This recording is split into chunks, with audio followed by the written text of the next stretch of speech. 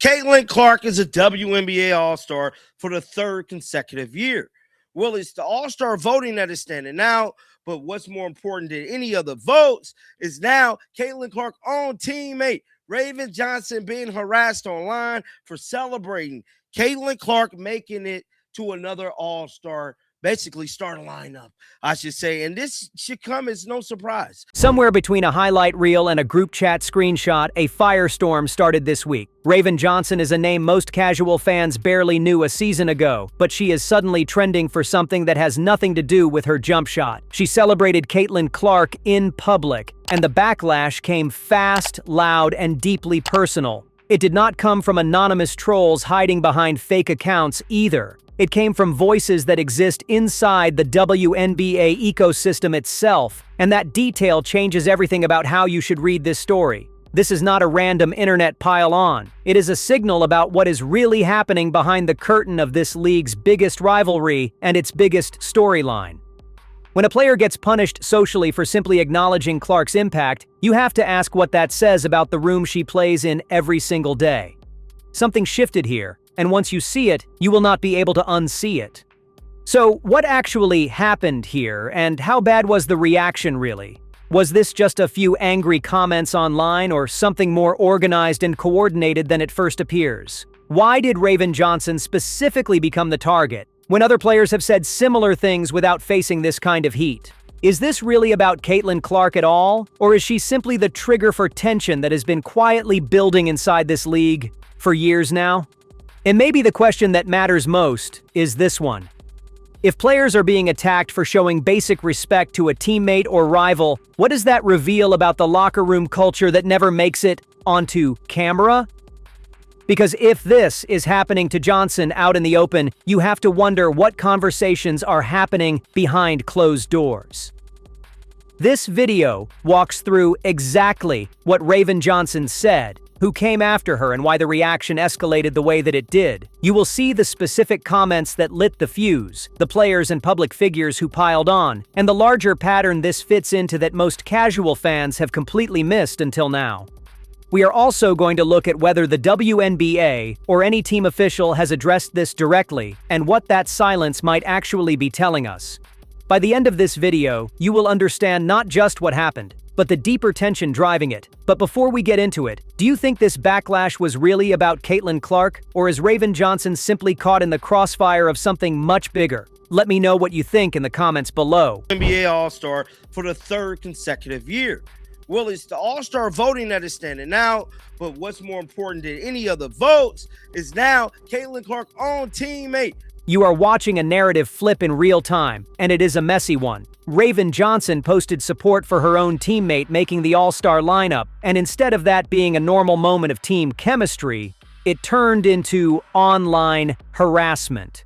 What stands out here is the accusation being thrown at other WNBA players. The claim that many of them only blame Clark's fan base for drama when it benefits their own argument, but stay quiet when that same fan base shows love to someone like Johnson. That accusation deserves scrutiny rather than automatic agreement, because it paints an entire group of women with one broad brush. Where the take gets murkier is the leap into all-star voting numbers, and a suggestion that A'ja Wilson's early lead involved cheating, a claim thrown out without real evidence behind it. That combination, real harassment mixed with an unproven accusation, is exactly why you need to slow down here. Your first reaction is probably simple. Who actually harassed Raven Johnson, and where can you see it for yourself instead of just hearing about it secondhand? Then you start wondering if this is really as widespread as it sounds, or if a handful of loud accounts are being framed as the entire WNBA fan base turning on her. That leads to a bigger question about the players themselves. Do WNBA athletes really only bring up Clark's fan base when it is convenient for their own narrative, or is that an oversimplification of a much more complicated relationship? And what about the voting scandal accusation? Is there anything real behind the claim that A'ja Wilson benefited from manipulated numbers? Or is that just speculation dressed up as fact? You are left needing to know where the line is between legitimate criticism and unfounded conspiracy. Here is the honest breakdown. The harassment toward Raven Johnson appears to be real, and online pile-ons like this have become a recurring pattern whenever a player publicly aligns with Clark, regardless of which side is doing the attacking. That part is worth taking seriously. But the accusation of cheating in the All-Star vote count is a different story entirely. No official investigation, no released evidence, nothing beyond speculation tied to frustration over how long the results took to publish. Delayed results usually point to bureaucracy, not conspiracy, and treating them the same way flattens a real issue into a less credible one. The players' motivations argument also oversimplifies a fan base and player pool that is far from unified. What happens next only raises the stakes further. The hater reports say all the proof you need that the WNBA players hate Caitlin Clark. She is second in the WNBA in assists, tied for fourth in points, but players voted her 11th best guard in the league, ranked second, media ranked third, player ranked 11th, bro. Look at this. They got Paige. Here go to player votes right here. They got Caitlin Clark, not even in the top 10.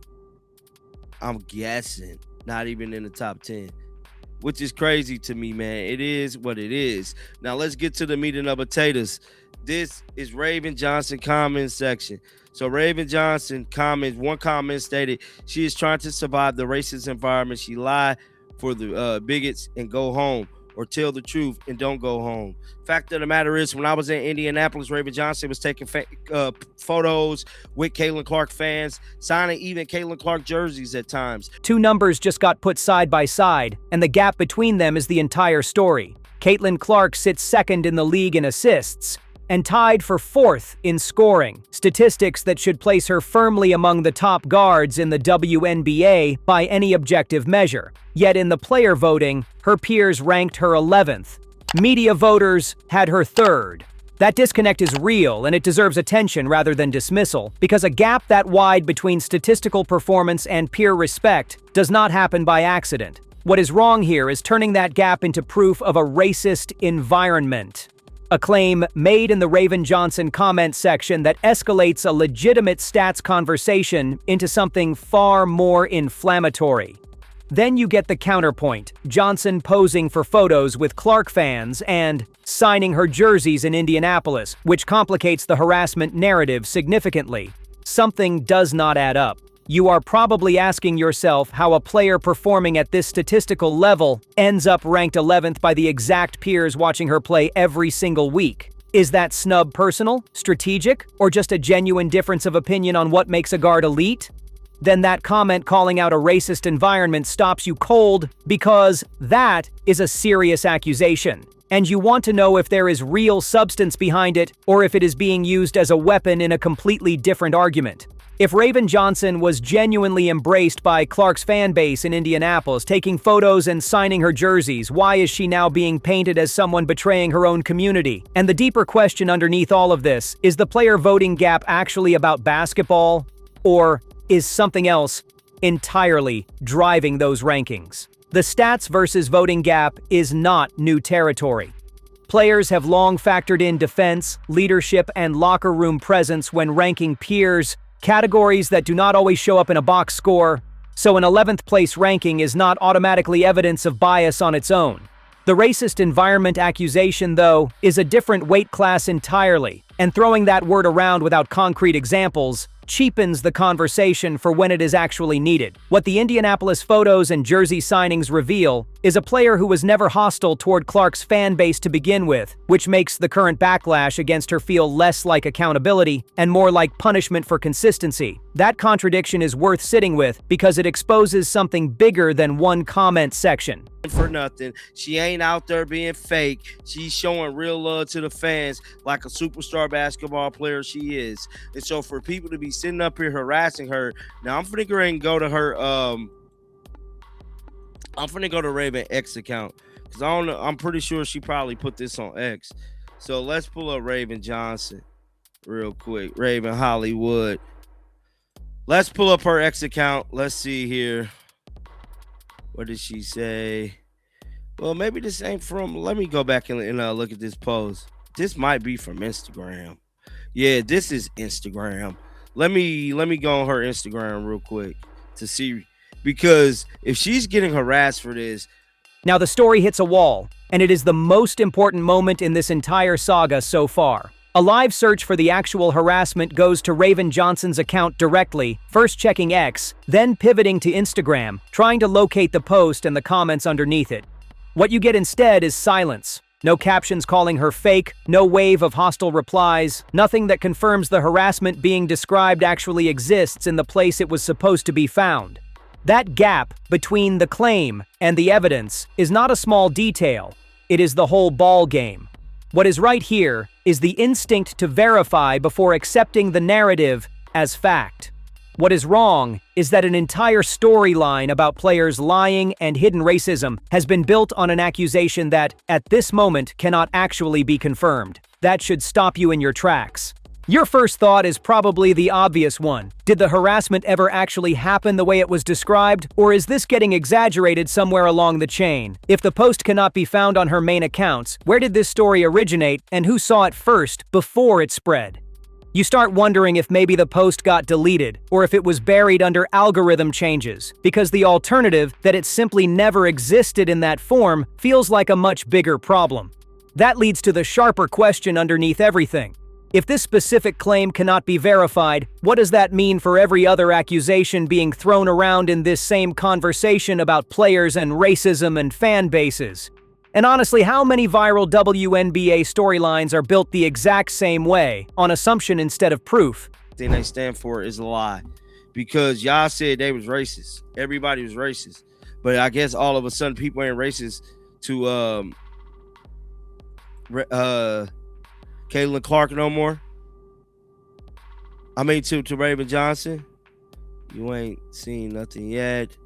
Trying to find it.